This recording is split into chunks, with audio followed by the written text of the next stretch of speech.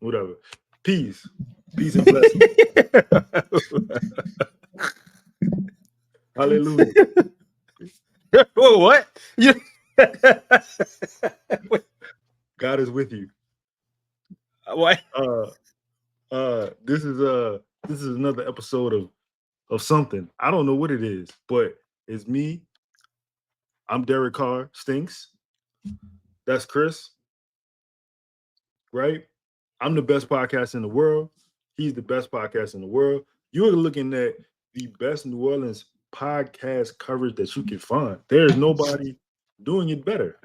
You know what I'm saying? We are the world. We are the children. That's it right there. Before we get started, go ahead. I mean, it was a perfect time for you to talk like D Wade. I know that's your idol. How he talk? I don't know how he talk. You from you? You know what he said? You in Chicago? Let me know. Oh, the pronoun thing. Yeah, you like that? Hey, they was hating on that. That was clean. You wanna say it? He said, I don't know what his pronouns is. Hold on, let me. I don't know what his pronouns is, but if I had to guess, I'd say he was he, him. That was tough. I seen him throw that ball. I was like, oh my God. Bro. That's real. No, that's real. Hey, I got a gift for you too. Excuse me, not that. Hey, if you got to take a shit in a hurry, don't worry. We got you. The doodle tent is here for you. You can shit in the desert, your backyard, barbecues, funerals, family reunions. You just take that seat, put it together, and put that toilet thing on it, and you sit down and you let that load go. No more holding that number 2 no more. We got a hold on the side for your girl to hold your hand for support. Okay, guys. Yo, I know your birthday coming back up. You know what I'm saying? Next year, next May, I got you, dog. I got you. Shit, I might just mail it to you for Christmas for real.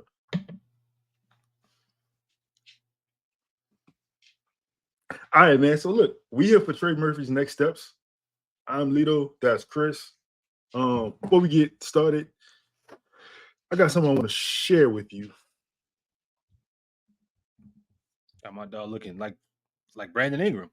What's going on here? Yeah, this is a rough still shot. This is rough. But listen to this question. Do you see that? I think there's a lot of national people that talk about your growth and what you've been able to achieve and still where you can go. Do you see that? And is it hard maybe to kind of compartmentalize it, understanding you still have work to do and like not eat the cheese, so to say? Oh no, I know where I can go, especially with what I'm able to do, how hard I work, and just overall drive. And I think the biggest thing for me is still staying where my feet are, continue to work hard every single day, not worry too much about the future, but also understanding like I'm going to be a really good player in this league. Hey, I didn't want to hear any of that anyway. Hey, that's we're doing a podcast about Trey. What you mean? I mean, I understand, but that's all bullshit. Like you could hear like in the I just want. He don't talk like that. He don't. No, he don't. What he really wanted to say is, I know how fucking hard I work. I know the work that I put in. I know the work. Y'all see it. Y'all watch it. Y'all come to practice. Y'all see it every day. I ain't gonna shit on these motherfuckers that's in front of me. But the reality is, look at this one. Though. Play it back. Play it again. Play it again. Look at his face on this. It's all lies. It's all lies. Y'all know who I am. Yo, I'm gonna say this up. It's like right. It's all lies. Trey, just say who you are, bro. Like we know what you really mean. The biggest thing for me is still staying where my feet are. Work and understanding. What does that mean? To do staying where my feet are. I'm just staying where my feet are. Oh no, I know where I can go. You gotta especially with what I'm able to do, how hard I work, and just overall drive. And I think the biggest thing for me is still staying where my feet are. Continue to work hard every single day, not worry too much about the future, but also understanding I'm going to be a really good player in this league. And that ain't important. What's important is this. What he's saying, is this a man from what he's saying? I know who I am. I know what I can be, and I know I can be a really good player in this league for a long time. Does that sound like a man who you can potentially bring off the bench again? I mean, if you pay him $30 million, I mean, I guess, but that sounds like, I mean, his time. Pelicans on the clock. Yeah, They on the clock, right? in a lot of For ways. multiple reasons. Yeah, in a lot of ways. So that's something that I think he needs to. It's only a matter of time before that impatience, I would think, kicks in. But that's political, Trey. That's political, Trey. The actual Trey Murphy, the Trey Murphy that you've met, that I've met, the Trey Murphy connected to his father, his mother, that actual Trey Murphy, wouldn't have said half of that shit that he said. But I appreciate him being humble. I do think he actually is fairly humble. But I also believe and know that he feels that there is a next level and next step to his game that is beyond what some feel is relegated to being a 3-and-D or a Saturday night all-star game participant. Right. So I mean, it's a lot of ways we could go with the show. Trey Murphy, for anybody who's not aware of who he is a 6'10" wing for the New Orleans Pelicans, who's an incredible shooter and at the same time an incredible athlete. You normally do not get the combination of athleticism and shooting of his magnitude in a player. I think the New Orleans Pelicans have something special in Trey. I think it's on the Pelicans, though, to figure out how to unlock it in a way where it's beneficial to them and him. Because the fact of the matter is, you're going to have to pay him $100 million. It would be minimum. It would be advantageous of you to explore his ability and the things that will make him successful. Because if he's successful, you're successful. If you look at game 1 OKC, I know they lost the game, but Trey had it going the whole game. The Pelicans went away from him. Yep. Going into this season, a lot of people on the timeline have said the core of this team, because they didn't think Brandon would be here, but the core of this team would be Zion, Herb, and Trey. You add Dejounte Murray to the mix. You and I are talking about, I guess, Trey Murphy's next season, his next steps. Yeah. I'll just off the bat, what, in your opinion, can Trey Murphy do to improve? What can he be better at going into next season? So I think attention to detail. You got a little background noise. I think it's probably your laptop. Oh, my fault. Yeah. Yeah, you got dinosaur hands. But nah, I think it's consistently playing with the amount of, I guess, attention to detail that he had on the defensive side of the basketball and rebounding the basketball towards the end of last year. I think that's important because those type of plays get him those easy buckets that can make up for what he's going to lack in plays ran for him. I mean, we talk a lot about how the Pelicans don't run enough for him and haven't in the past. Well, facts are, even if they had an offensive genius, I think with the roster is currently set, Zion, Brandon, CJ, Dejounte, it ain't like there's a whole bunch of opportunity to run things for him, period. It doesn't mean that you can't use him in actions and decoys and certain situations to make life easier for those other players and option sets and things like that, especially now with a point guard on your team. Mm-hmm. But I think, like, I'm a type of guy, Lito, and this also ties to what we talked about with Zion and rebounding, right? If I know that offensive creativity is a weakness or something that is lacking or some sort of void, and who I'm playing for, I'm thinking about ways that I can get the basketball and create things for myself. So we talk so often about Zion rebounding. Well, boom, there's your opportunity right there because nobody's stopping you in transition. Trey, same thing. Rebounding, getting in transition, knowing that either A, you might have an opportunity to take it coast to coast yourself, or if you give the basketball up, 9 times out of 10, you have an opportunity of getting the ball back as a lob threat or as a floor spacer. So there's an option. Also, the ability to get in the passing lanes and getting opportunities there, just stealing points at 6'10". Like that's what I will be thinking about with Trey and getting and using one of his best abilities, and that's getting out in the open floor and running either as a as a lob threat or again someone who can shoot transition threes. But I think that also helps him out with some of the things that have hurt him, which is the coaching staff at times, the roster build, and the consistency in how you use him game to game versus making him a vital piece and him just having to fit in as like this weird role player that we know has more to his game. Yes, I agree.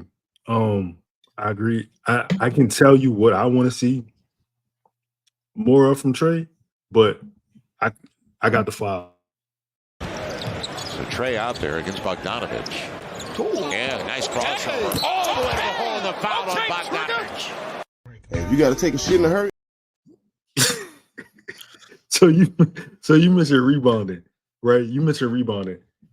Imagine him getting that rebound, attacking a slower forward who's guarding him on the floor, and taking advantage and getting to the lane. Like it's a match made in heaven. Because if he don't close out at the same time, I can shoot the three. I being Trey can shoot the three. There is a graphic here on catch and shoot 3-point field goals per 75. You cannot see Trey in this, but he is in the high 5 percentile. I may have a better. Let's see. Am I not looking at him right there next to what's that, Fournier? Let's see. We can't zoom in on it, but he's right under Nas Reed. Yep. Yeah, right there. Hey, you know who on the you see who on the side of him? Is that his teammate? Haha. Oh. It's crazy. One more time? Haha. Oh, okay. It's crazy. Look, see, here's my thing. And this is one of the more frustrating things when we talk about Trey Murphy sometimes. And I've had this discussion and this debate with a lot of folks. And they not to say that Trey doesn't need to become a better ball handler, but he doesn't. I don't think that I don't view Trey as somebody who's going to be like a second option full time. Like that's not where I think he's going to thrive best. I think best, and I could be wrong. I could be limiting him, but I think he's best served as a number 3. I think that's his ceiling in regards to actually winning basketball games. But that could change. He could ultimately be a number 2 option and so on and so forth with that skill set and that variety of options. But I think when you're a number 3, dog, you ain't gotta who can sometimes be the second best player on the floor, or sometimes have games where he had the best production of number 1 player on the floor. Mm-hmm. But even where he's currently set up, Trey can give you 20 and 10 any night. He simply can. Like transition, putbacks, rebounding the basketball and having those opportunities to create off the dribble, as you just showed right there, taking advantage of mismatches. Simple. Spot up threes. You just showed that, like, simply off of that, especially a dude that's taking 8 a game or 6 a game, playing 30 minutes a night at 6'10", he can give you 20 points without dribbling the ball barely at all. I get what folks are saying in regards to him taking the next step, but the dribbling aspect is so minute to me because you have a Zion Williamson, you have a Dejounte Murray. Before that, we talk about TJ McCollum, we talk about Brandon Ingram. Trey don't need to be this amazing guy that can get his shot, and it's difficult for him. You got to tell me, what space is he going to be allowed to even create those opportunities at 6'10" with some of these lineups that have been out here? It's more to what you want to see from Trey Murphy, I think, than dribbling. I do want to kind of fix that because I think even if people are right, I think that they view it a little bit off when talking about him growing as a basketball player. They want him to play like Kyrie Irving. Like he don't need that. He just needs a serviceable dribble. Yeah. Because at the end of the day, he quick. He got a quick first step, and he athletic. He just got to get past guys. Actually, you know what? Hold on. I got a stat up here. I don't know which one it is. Yeah. Speaking of that, talking about the dribble, right? The top 10 forwards in drive foul rate. Mm-hmm. You see him on that list, huh? Yeah. And that's mainly in transition. It's not like I think people look at when people say Trey can't dribble, they talk about in phone booths. You know what I mean? They're talking, and that's why I think, who knows? He may not ever be that kind of guy that's going to be able to create in a phone booth in half courts where the floor shrinks and there's one or two shooters on the floor. Even at 30 feet, I don't know if even you want him to do that. Just solely based off of how good of a floor spacer he is. You want to give him as many opportunities to shoot the ball as possible. You want him on the run. You want him to be able to pump fake and get to places. But yeah, that's one of the things that I think he's gotten better at. Trey right now he thrives off of closeouts, pump fakes, being on the move, attacking the basket. That that floater runner, little pull up mid range, you could probably add there, but he ain't got to reinvent the wheel, dog. And if you expected him to be Kevin Durant, there ain't a bunch of 6'10 dudes that's athletic and can shoot threes from 30 plus feet that's dribbling the ball crazy now. It just ain't. It's 1-on-1. It's not like that. You don't run into those kind of guys. They got to sacrifice something. So, yeah, I mean, I think Trey could be an all-star caliber player with the same handle he has now. But if you add to the rebounding, you add to the defense, the floor spacing, and getting in transition, you are going to walk into 18, 20 points a night. Most nights I have that opportunity, especially when you playing with Zion with the intention that he's getting, leaving guys like him open. And you know one thing, you talk about Trey. We talk defense, we talk rebounding, we talk handle. The one thing that I think he should do more, and this is kind of not predicated on him, but more so the Pelicans playing fast, catch alleys. He catch lobs. He's athletic enough to where he's generally a mismatch for whoever's guarding him, especially in times where, and shout out to my dog Kale, because he told me last year that Trey wasn't strong enough to set the pick, which is why he wasn't included in pick and rolls like that. Well, I'm challenging Trey this year to be strong enough because that presents more of a mismatch. And in these situations where the Pelicans play faster, you got a point guard now, right? You play faster, you got two legit lob threats in Zion and Trey.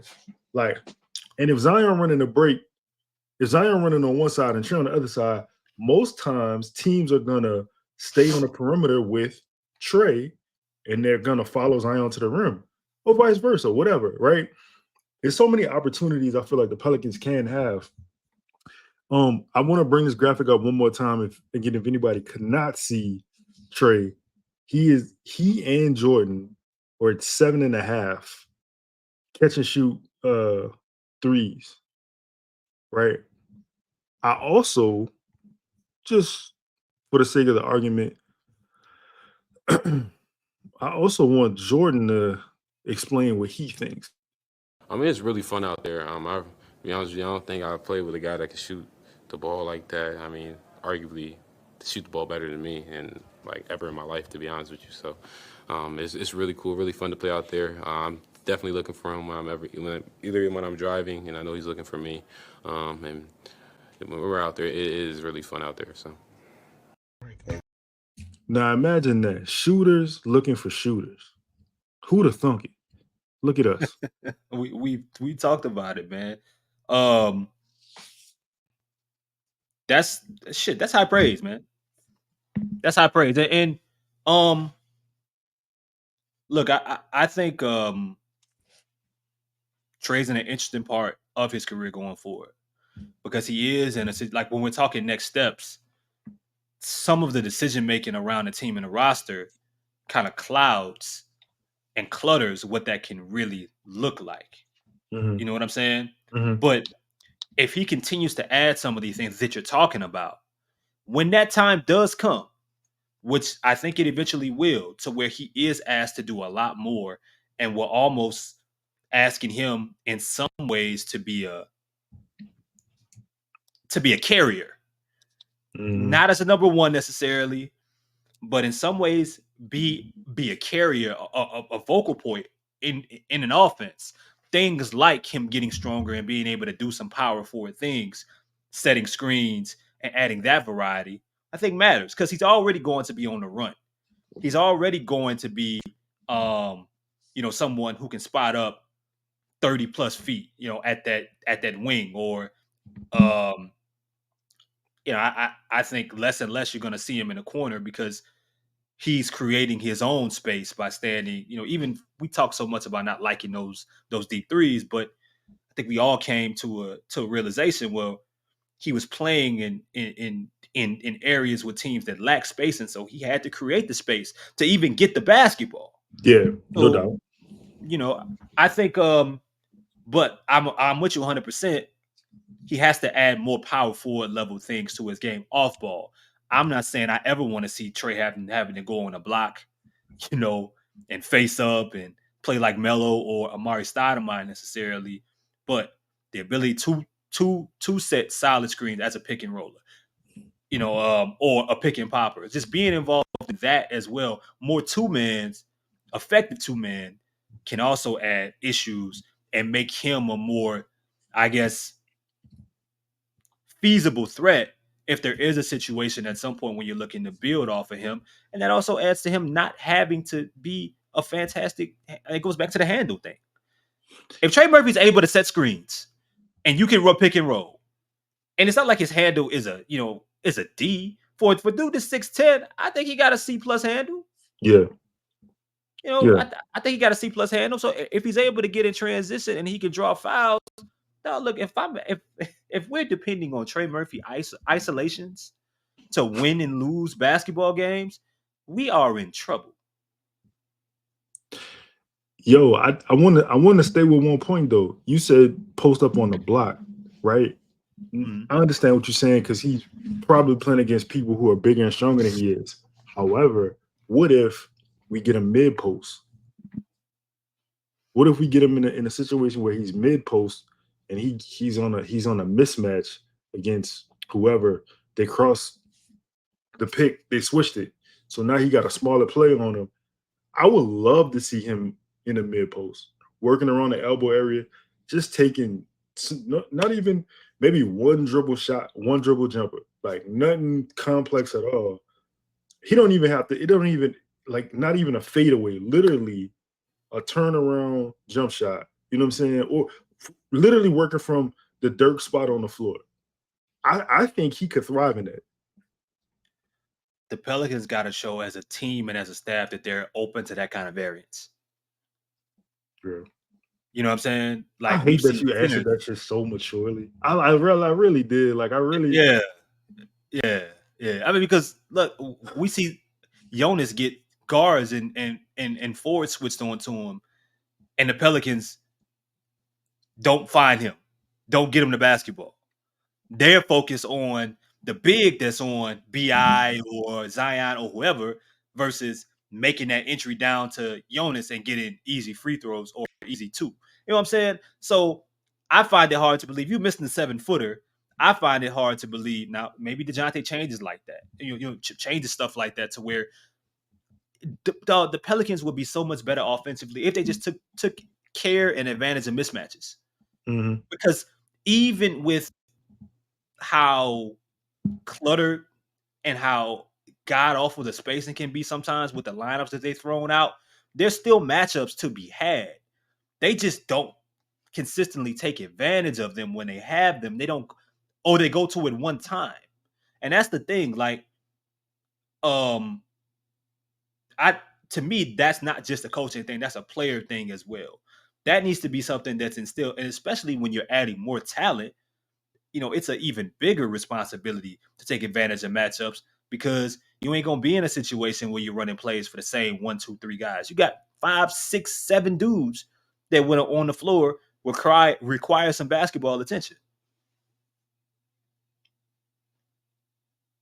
Yeah, I agree with that. So, and not to shy away from what you just said, but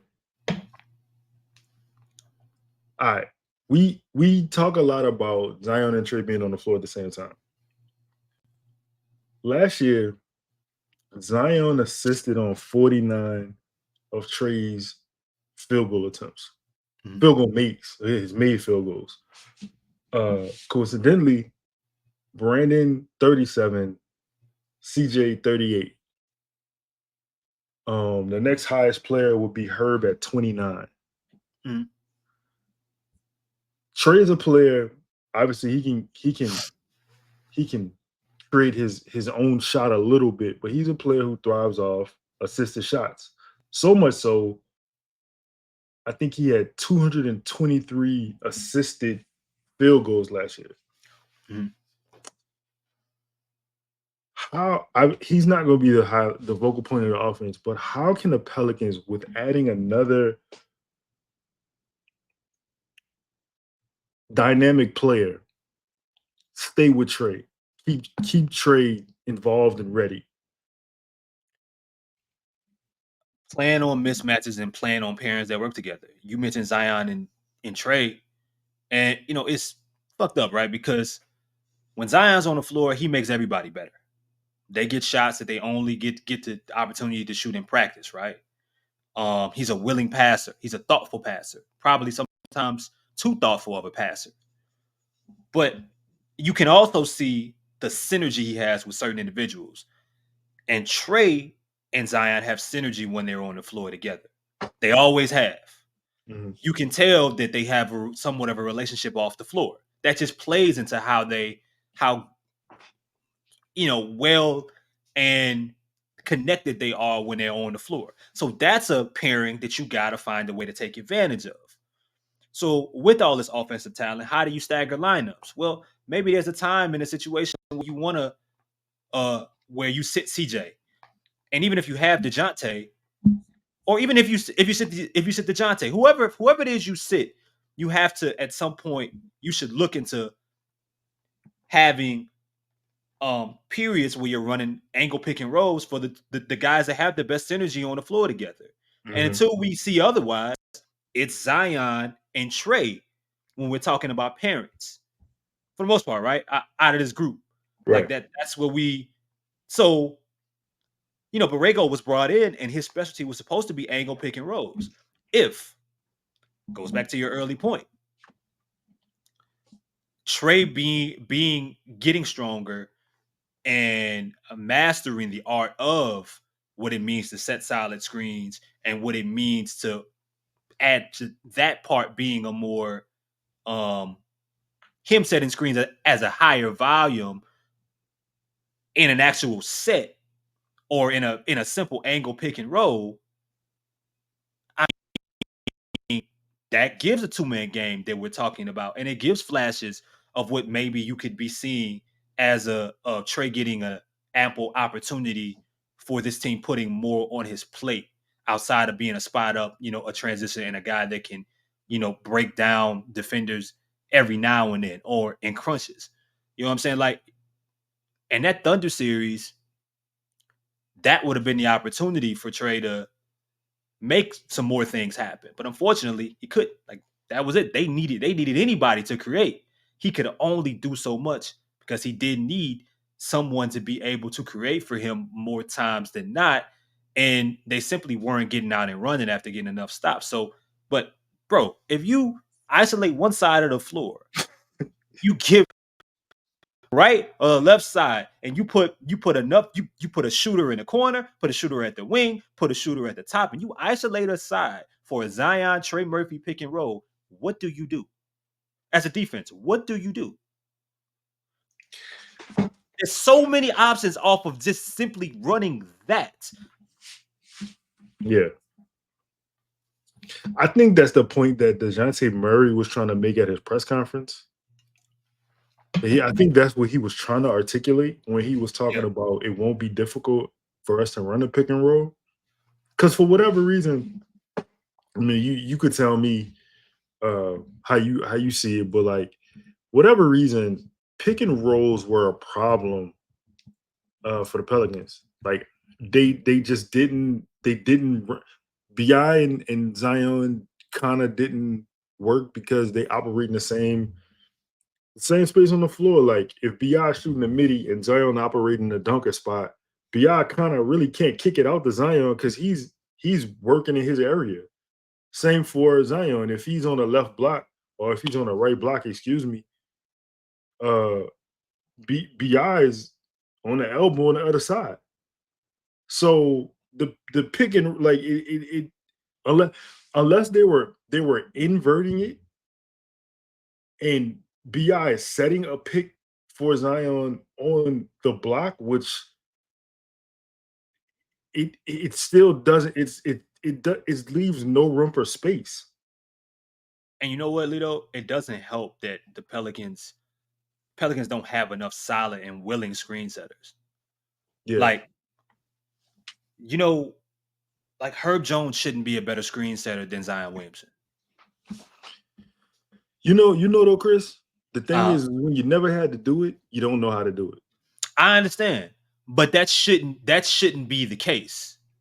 That also shouldn't be the case. I get it. You know what I'm saying? Like Brandon Ingram should be at least equal of a screen setter for Herb, than Herb Jones. Like there's just certain things when it comes to adapting and trying. When you don't have the basketball as much as you're used to having it, you got to find other ways to make yourself useful. And I get it, but okay, if that's not the option, then the Pelicans have to add better players and a better variety of players that can do these kind of things. Bro, I look at Minnesota. You know how many good screen setters they got, bro?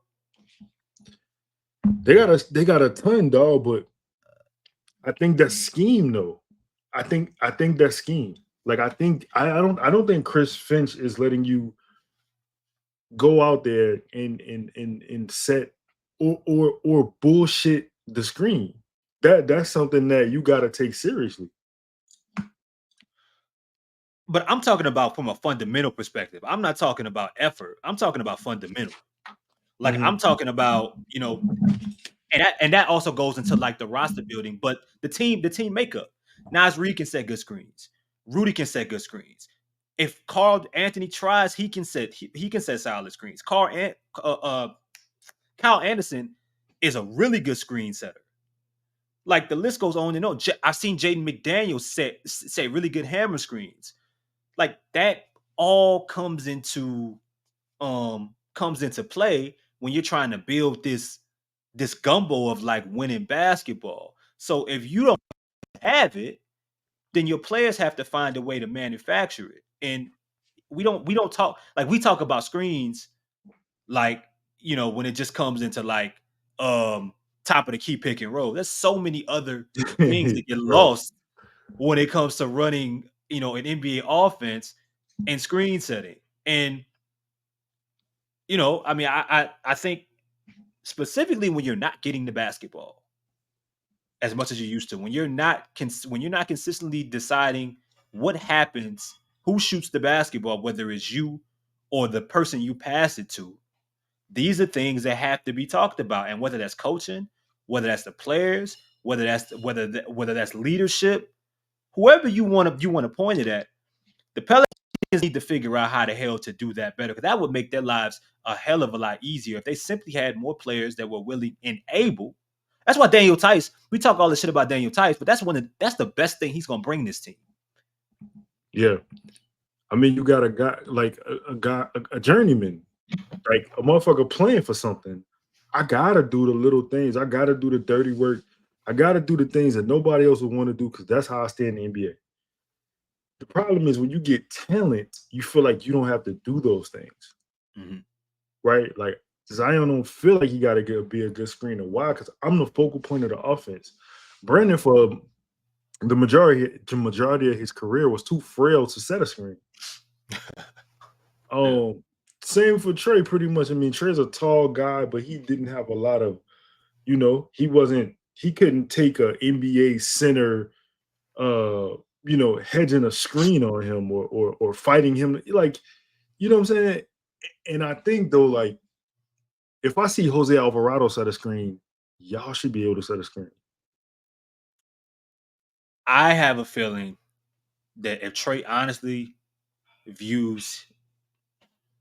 honest, Trey views himself, his ceiling, as the second best player on a team. And if he's going to be the second best player on a team that wins and that has variety in how they play, he is going to have to make that matter very important to him when it comes to setting screens. And that's going to come at the power forward position. Yeah. He's going to have to learn and fall in love with some of the elements of being a power forward. Because he's not a 3. Not at 6'10". He's not a 3. He can play the 3, but he's not really a 3. He's not a 3. Yeah. I mean, we the game changed. changed. Small forward. The game changed. The game changed. In another era, in the Bron Kobe era, he was a 3. But now this new era of pace and space, his natural position is going to be a 4. Before we move on, this podcast is sponsored to you by the Scott Vickner law firm. Hurt, give them a call. Phone number is 504-500-1111. Look, I'm gonna play some Trey Murphy highlights in the background. I have some questions to ask you though. I got some things that we gotta talk about because at the same time, hold on, let me remove this real fast. At the same time, we talked about his assisted shots, but if you look at his self-created shots, he ain't doing too damn bad for himself. This is I don't think that is the way to get winning basketball out of him, but he can get a shot. I mean, that all is 5 and Chaz and Ross talked about this. Like, regardless of what I or you may think his ceiling is, you'll never find out if you don't give him the landing area, the space to really show what that is. Mm-hmm. I feel like even if they traded Brandon and they traded CJ, I still feel like I know where Trey is going to fit best if you are trying to win games. But it doesn't mean that you help him by limiting him, right? And some of the things that can help him in any case is who you put him on the floor with. I mean, I do agree that if you give him more space on the floor, then maybe he is able to create more than what we're used to, just off of quickness and show some dribbling ability, getting downhill. This was his first game back from injury, by the way. Mm-hmm. You know what I'm saying? Some of the things that we love that he's able to do in transition, but it got to be a group effort. Everybody got to be committed to it. You know what I'm saying? And that's okay. But if you put him in a box and you keep him as a 6 man and you keep him as a dude who has to get his shot out the floor of the offense, but meanwhile he's putting up an effortless and an efficient 20, or some nights an effortless and inefficient 30, or he's having a march like we've seen him, or some nights when guys have went out, him coming in and being one of the better parts of the team. That's a hell of a pass, Herb Jones. Hold on. When I seen him throw that ball, I was like, oh my God.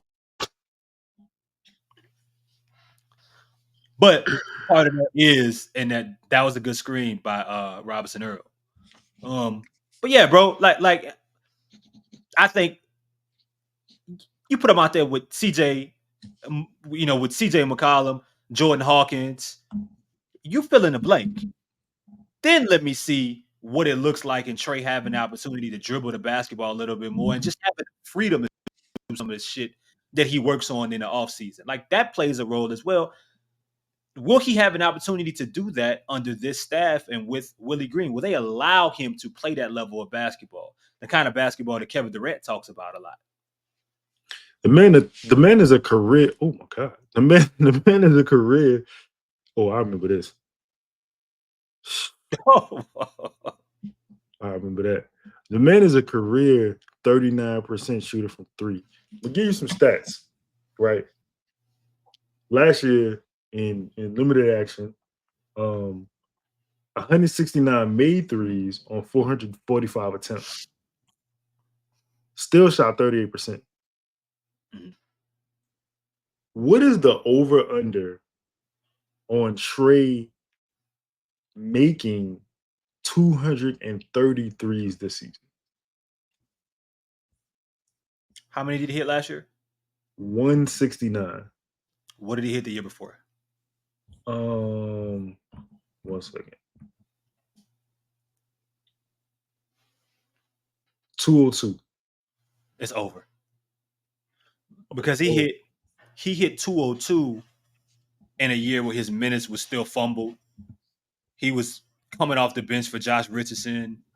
He was being subbed out at weird times. He wasn't closing. I don't fuck what they do with Brandon Ingram, if they get another center or not, or starting center or not.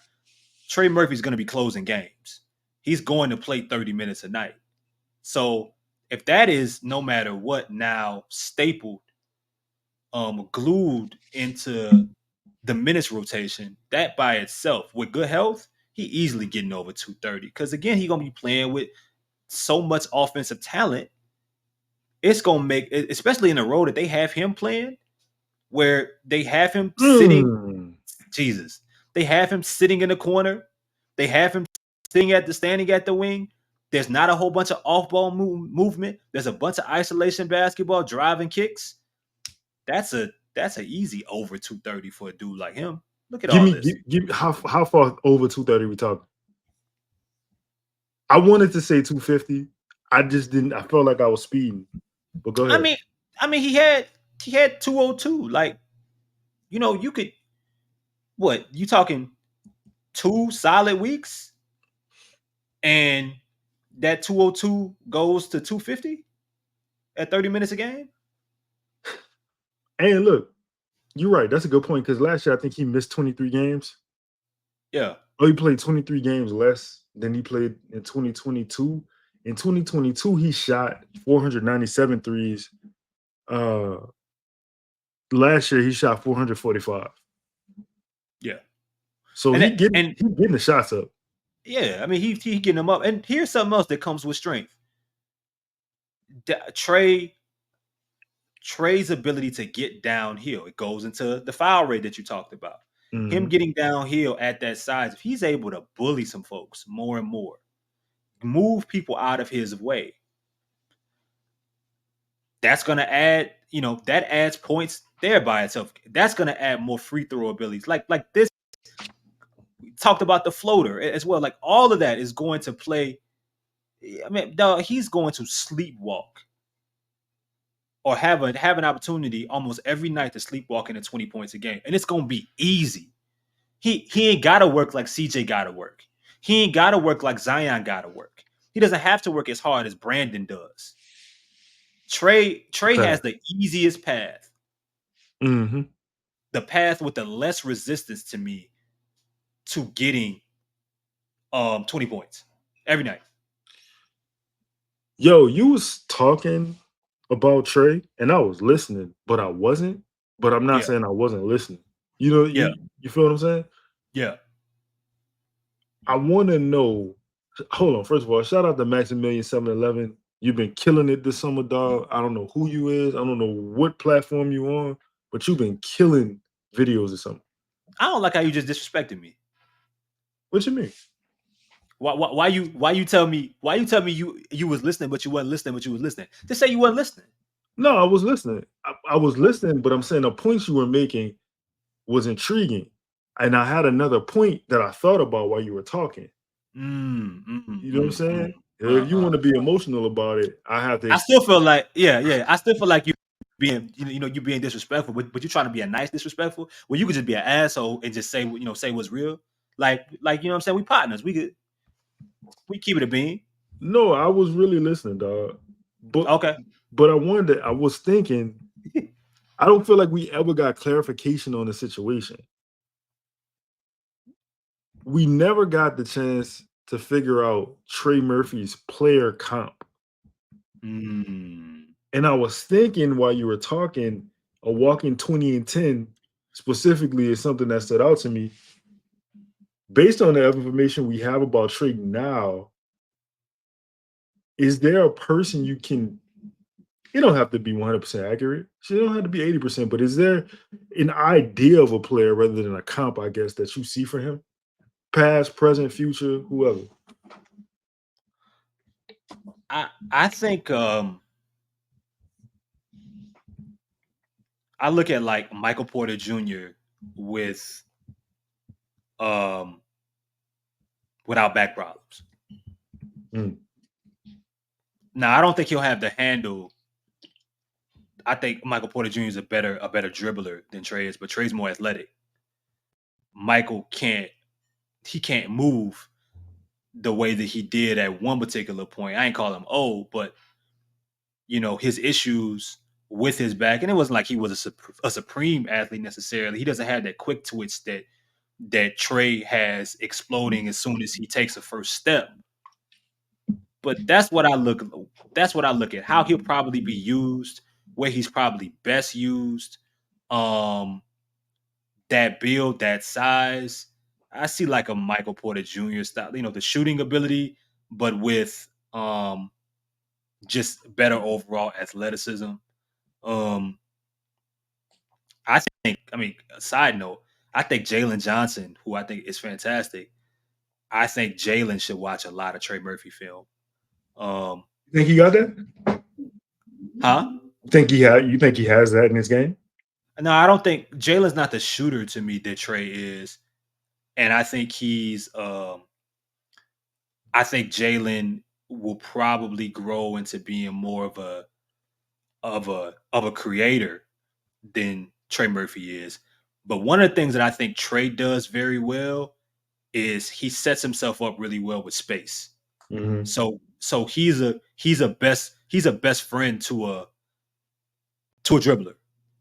Because if you watch Trey and how he stands for the basketball, knowing that he can blow past the person that's coming towards him, knowing his ability as a shooter, knowing that and just creating his own 3-point line for the most part, just making that his a constant.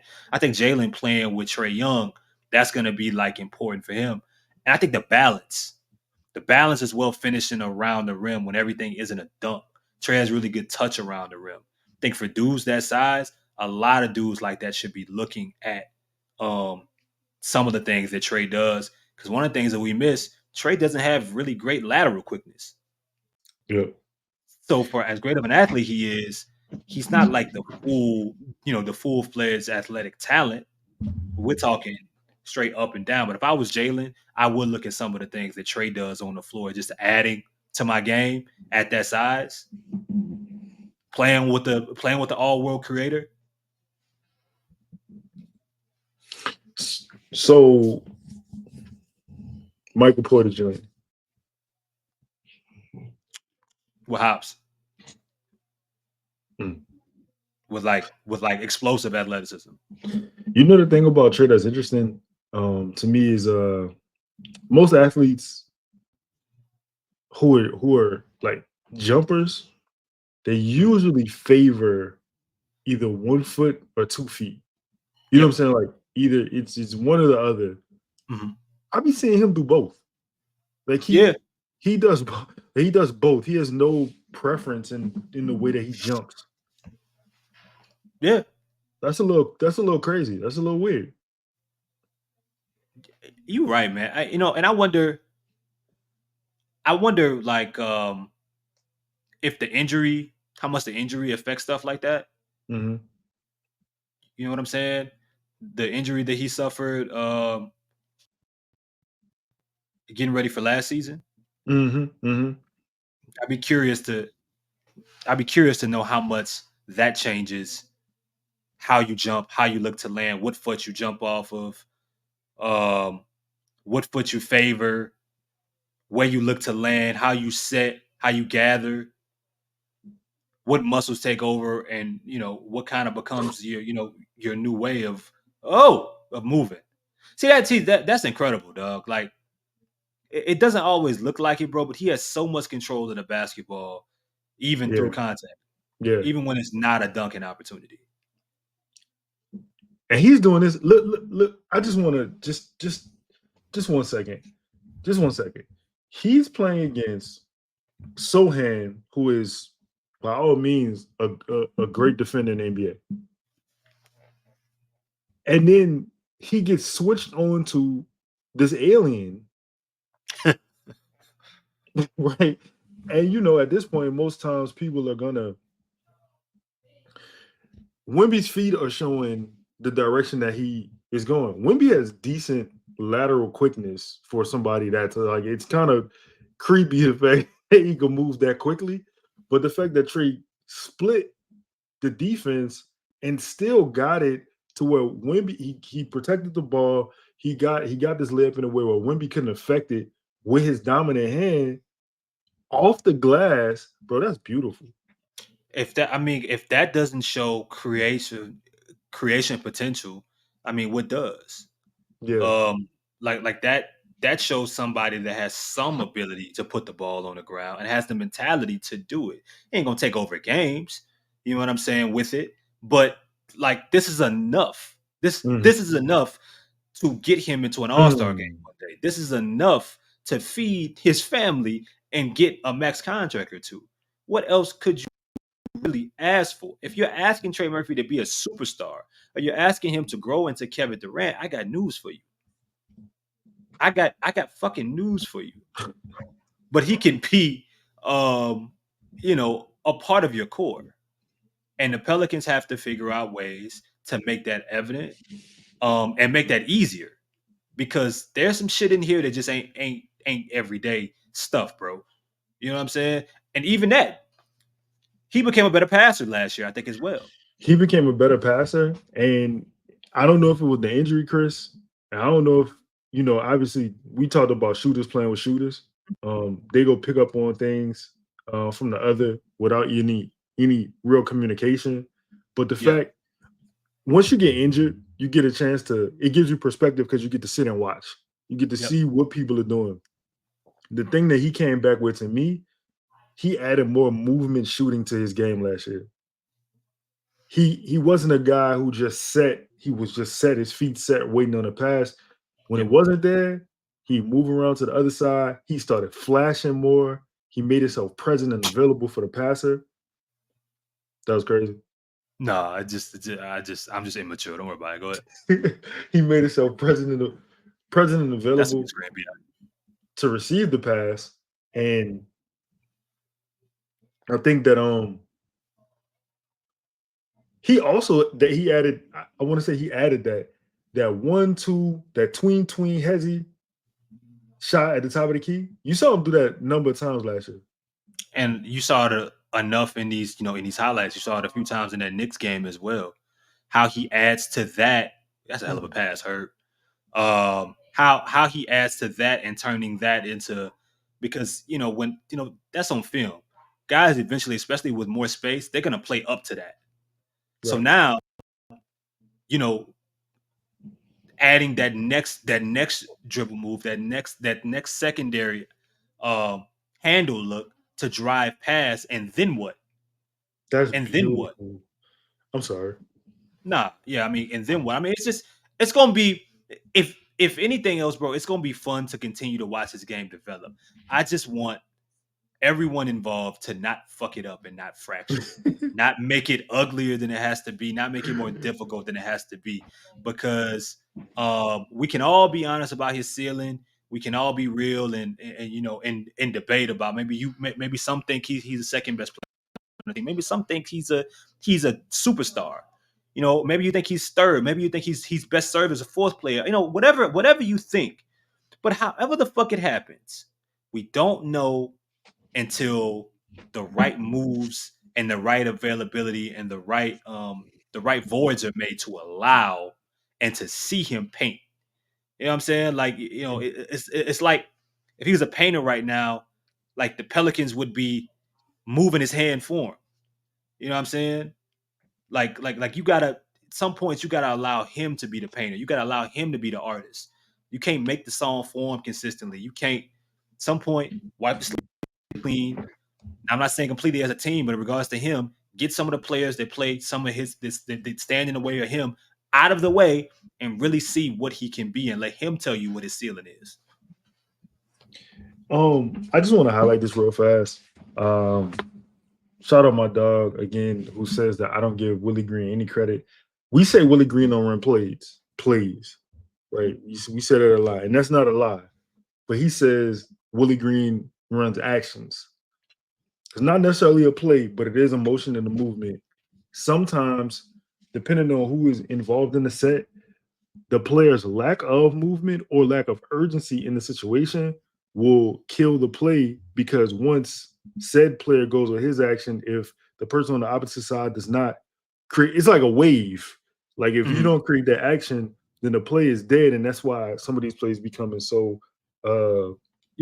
discombobulated. So my homeboy, he wanted me to bring that up on a podcast because he said y'all kill Willie Green a lot for these things, but if you look at some of the players, sometimes like they don't know where to be at. However, I wanted to highlight this action because it's multiple things happening here, and this is beautiful. The shot that Trey ends up getting the go screen, the flare screen to from JRE. You know, you got BI running. BI ran across to create the diversion, and who else was that? Dyson? Yeah, that's a good action. That's all I had to say about that. Chris, let me ask you this, brother. We talked about Trey's rebounding. I'm sorry. Well, I'm gonna get to the rebounding. We talked about his points. Adding Dejounte. Give me a points prediction next season for Trey. I'm going to go with 17 a game. 17 a game. Okay. Over under 6 rebounds. Over under 6? Yeah. Under 6. You said you have him making 233s next season, or over 233s. Over under 38% from 3.